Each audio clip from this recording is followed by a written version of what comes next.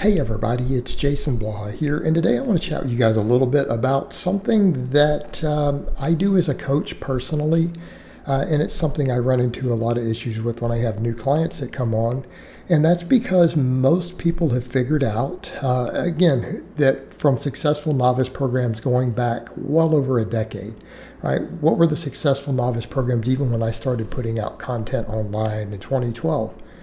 Strong lift, starting strength, all those things. And then, of course, I made a very successful program that tens of thousands of people ran. It got published and everything. It kind of put me on the radar a little bit when I put out Ice Cream Fitness, which was basically just a revamping of like strong lifts, but with some arm work and stuff thrown in, changing the progression a little bit. I felt like some fine tuning that the idea needed.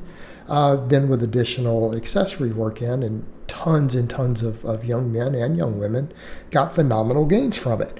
And because of that mindset, a lot of people get stuck in their heads, I think particularly because of starting strength models and things that, that everyone can just keep pounding all those sets across a sets of 5 and heavy work forever and that it's going to work. And that's simply not true. And the thing is, as we get more advanced, we have to do, in my experience, my observation as a coach, and it doesn't matter whether your goals are strength or building muscle, right? It almost doesn't matter here because honestly, if you're not using gear, you're going to have to just overlap the two no matter what. You're going to have to have an enormous overlap between those two things, and your training is going to need to adjust accordingly.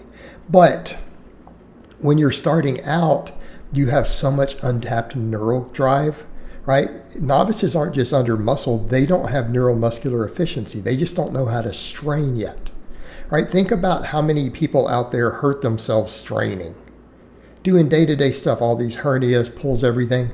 They're way more common than people who work out have, even from lifting really heavy weights in the gym, right? People have this idea. That's why people think lifting heavy is automatically dangerous.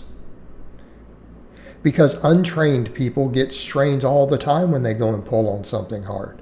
But once you're trained to lift heavy and you learn proper form, you learn how to brace, you learn how to position yourself, wedge in, how to make the most of things from advantageous positions, it actually doesn't really happen that often, right? Because you've conditioned yourself to it and you're not just suddenly exerting against some weight you've never used before. We are gradually adding weights. Most of the time, even with our novices on basic barbell programs, you're probably not lifting 5 pounds more at any given point than you've ever previously lifted, right? In other words, until you've done 100 pounds for 5 reps, you're probably not going to touch 105. Well, you see where we're going. It makes it pretty safe, right? Because you're doing it later after you've adapted. So even if you're doing, several sets of 5 with 100 pounds, you're not going to go up for 105 for a couple of days till you've adapted, your body's adapted to that. So you have all that untapped neural drive. Plus they respond easily, meaning it doesn't take a lot to put muscle on a novice, right? They just do not need that much workload because they're so untrained, right? Their muscles aren't used to being used regularly, and it just doesn't take a tremendous amount of work to get a response, right? So we get all that neural drive from progressively lifting with relatively low reps.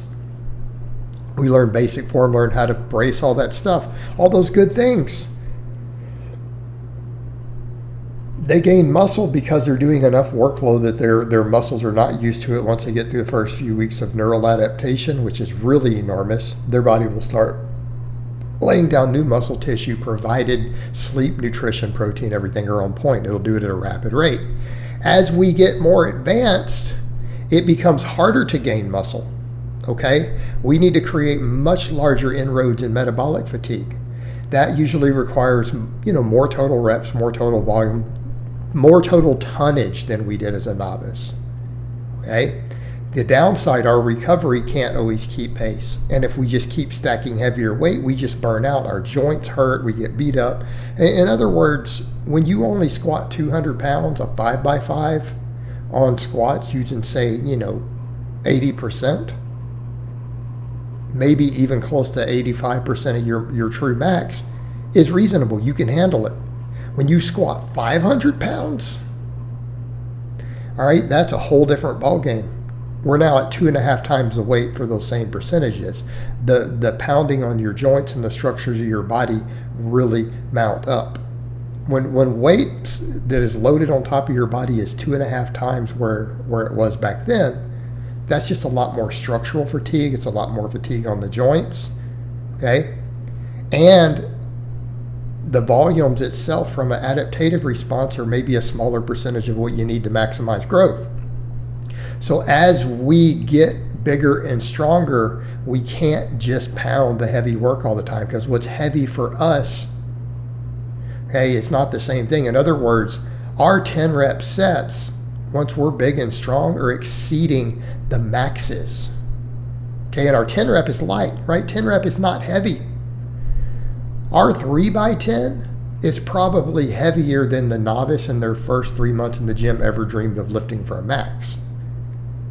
And we come in and crank out 30 reps with it in a workout, with 3 sets. Right? Once you're an advanced lifter, you come in and do sets of 10 with 225 on the bench, 315 on the squat. Hey, a novice lifter's like, dude, I hope those are my maxes one day. All right, so the issue we run into is that even our high rep work is way more fatiguing than anything they dreamed of doing. All right, so we've got to bring the poundages down on the bar in order to recover, and then we have to target our strength work. So if we're trying to maximize strength, we need to go, well, how much heavy work can my body really handle? And that's what I'm going to do for the neural drive, and then everything else I do needs to be to just get more muscle, because again, also the neural drive is exceeded, right? The novice lifter, they have a lot of untapped neural drive intermuscular coordination. The advanced lifter doesn't. We are going to make very, very, very, very tiny gains there. All of our strength is going to come from our muscle at that point. 95% of any strength that we gain is going to come from having bigger pecs, bigger triceps, bigger quads. That is the only way we're going to progress at a certain point. So then we have to gear everything towards just getting bigger, and we can't do as much heavy work. Okay, we've got to specialize a little more with what we're doing. Whereas in someone who's a novice, sets of 5, sets of 6, maybe throw some curls in for a little bit of high reps, they will gain muscle and strength at an astronomical rate, as long as they eat and sleep enough. So again, novices can do a lot more heavy work of what's relatively heavy to them. And the more advanced we get, the more we need to be using smaller percentages of our max and doing more volume with it and lighter weights. All right, guys, but that's really all I have to say on that today. I hope it's been informative, and I'll talk to you guys next time.